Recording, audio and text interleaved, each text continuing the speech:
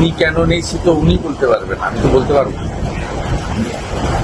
উনি তো কমপ্লিটলি সাম্প্রদায়িক কার্ড খেলে জিতেছেন বহরমপুর। উনি তো ওখানে ডেভেলপমেন্টের কথা বলে জেতেননি, সাম্প্রদায়িক কার্ড খেলে জিতেছেন। এবং ওদের ঘরের ছেলে অজিত চৌধুরীকে মুসলমানরা ভোট দেয়নি, যেহেতু ওর নামটা অজিত চৌধুরী। ওর নামটা যদি অজিত চৌধুরী না হয়ে ওদের কমিউনিটির কোনো নাম হতো, তাহলে ওরা অজিত চৌধুরীকেই ভোট দিত। আমি ওখানে তৃণমূলের ভোট করেছি 2019 সালে। একটা আবু তাহের, একটা খলিলুর রহমান জিতেছিল, প্রথমবার তৃণমূল ওখানে খাতা খুলেছিল। আমাকে বহরমপুর লোকসভা কেন্দ্রে ৭৮,০০০ ভোটে অজিত চৌধুরী জিতেছিলেন অপূর্ব সরকারকে হারিয়ে। আমাকে তৃণমূল কংগ্রেসের মুসলিম নেতারা বলেছিল আপনি যদি কোনো মুসলিম ক্যান্ডিডেট দিতেন।